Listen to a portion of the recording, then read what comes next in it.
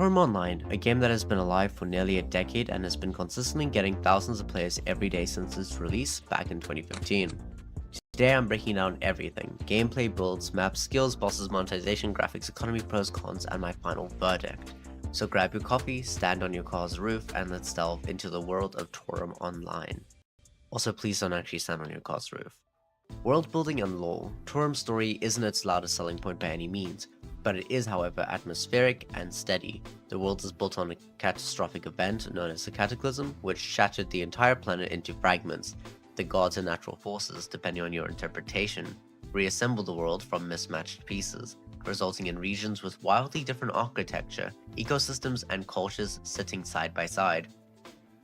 Civilizations trying to rebuild from ruins, ancient technologies being rediscovered, and monsters and humans coexisting uneasily due to its forced world merge.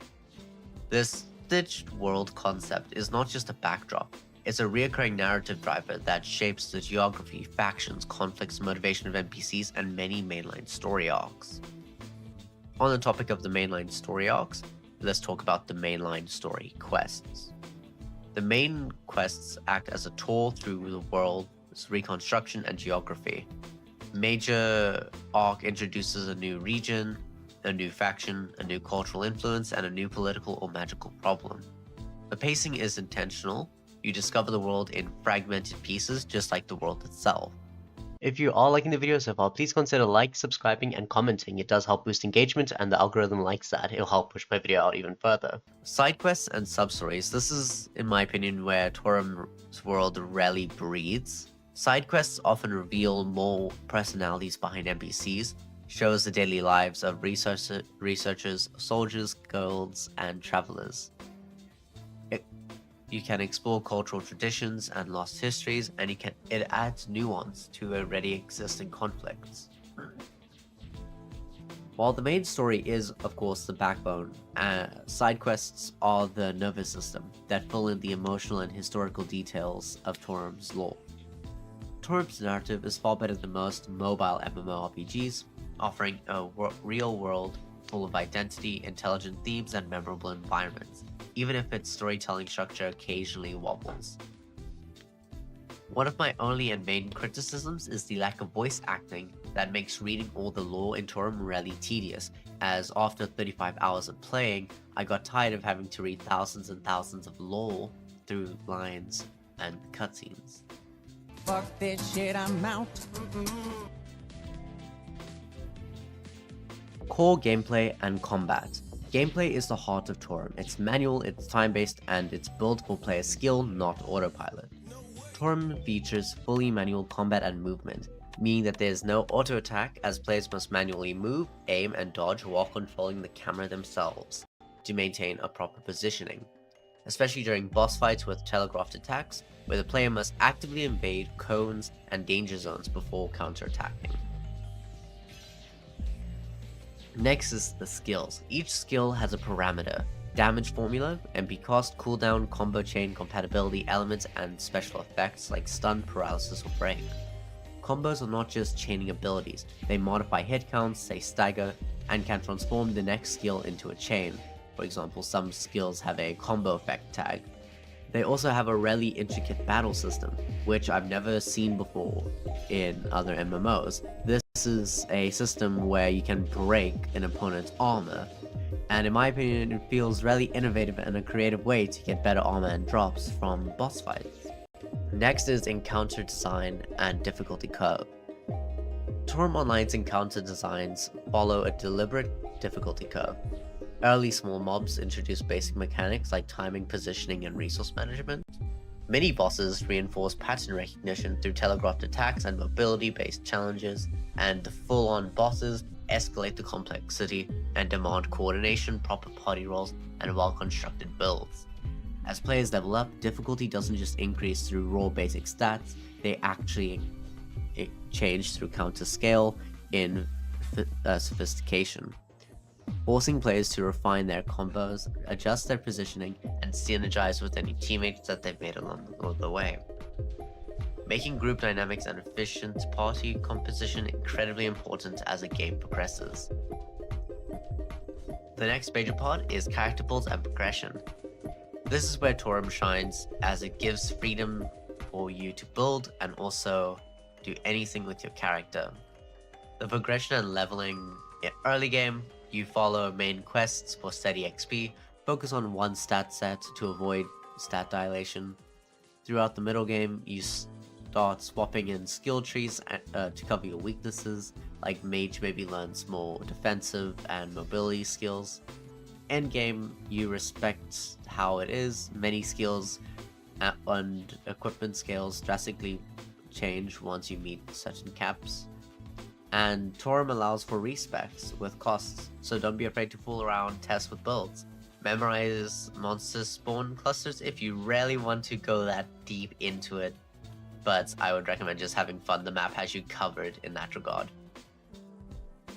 Speaking of the map, the game actually has a really cool map system where it shows you where everything is and you can warp to different places. If you've found a town and you've been in it, you can warp to there with 0 cost, but most places normally use this item which allows you to warp, but it uses one of them in return.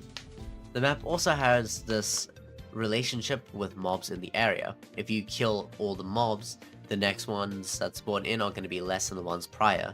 This, I think, is really cool. It's a really cool anti-AFK mechanism, and I really do like that. Now, next on our list is gear, crafting, and economy. Toram Online's gear progression revolves around a clear tier system, normal, rare, and unique items, which offer better base stats and upgrade potential, while refinements and enchanting further boosts power at a cost of materials and occasional failures, and sockets and X-stores provide additional layers of customization by adding passive bonuses, percentage boosts, or unique effects, and cosmetic dyes exist separately so players can style their gear without affecting stats. Crafting is central to the upgrading loop. Players gather materials from mobs, bosses, dungeons, and events, and then use them to forge their own weapons and armor that can rival or surpass the drops once optimized. Through refining often requires materials, coins, and subcomponents with some RNG involved, making it more of a time sink than a paywall. The player-driven market is governed by supply and demand, so checking prices tends to be essential. Early players profit by selling more high-value crafting materials other than finished items, while endgame crafters earn the most by specializing in niches like enchants and optimized gear. Gold primarily comes from daily quests, the economy, event farming, boss runs, and craft sales, while major money sinks include refining, socketing, and restats or rebuilds, adjustments, and cosmetics. Next is graphics, sound, UI, and control. Toram Online's anime-inspired graphics feature vibrant lighting, colorful spell effects, and expressive character models that bring the fantasy world to life with charm and clarity. Despite visually busy combat scenes, skill effects remain clear and readable, which is crucial for both gameplay and, if you do this, record or stream. The soundtrack enhances immersion, setting moods for exploration of battles, while the distinct combat audio cue alerts players to boss telegraphs. The UI is highly customizable on mobile, placing skill hotbars within easy thumb reach, while PC players benefit from assigning keys like WASD for movement and 1, 2, 3 for skills. Recommended layouts do include positioning your minimap on the top right, centralizing HP and party bars, and enabling text combat logs to track rotations. Touch controls support innovative gestures like swipes and tap to target, while long press skill activation, and providing flexible input options across platforms. Next is a very big thing when it comes to MMOs, the monetization and value. The shop primarily offers cosmetic, convenient items like inventory expansions, stamina refills, and temporary boosts, but critically it does not sell gear that directly boosts stats or power. This means that there is no pay-to-win barrier. Progression is driven by time investment, skill, and game knowledge. While premium convenience options can speed up grinding for players, they don't outright give power advantages. For those considering spending, cosmetics are a safe choice if you enjoy personalization, and investing in inventory or refining materials can save significant time. However, it is wise to avoid impulse purchasing during events unless you understand its long-term value.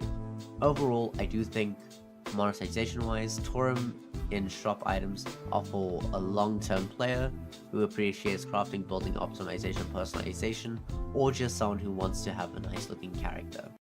My final verdict. Toram Online stands out as one of the deepest mobile MMORPGs that you can play on PC to this day. Its classes progression, fully manual combat, and robust crafting and economy system gives it a feel of a true PC MMO tailored for mobile devices. This game rewards skillful play, exploration, and dedication, and if you enjoy experimenting with builds and dislike autoplay mechanics and seeking meaningful long-term progression, Toram is absolutely worth your time. That being said, it's not too much for casual and distracted players. It demands your focus, but it does repay its back richly. Do you think Toram Online's a bad game, or do you think it's just an underrated title that's had its time in the spotlight and now it's finally on its way out? Leave your views in the comment section below.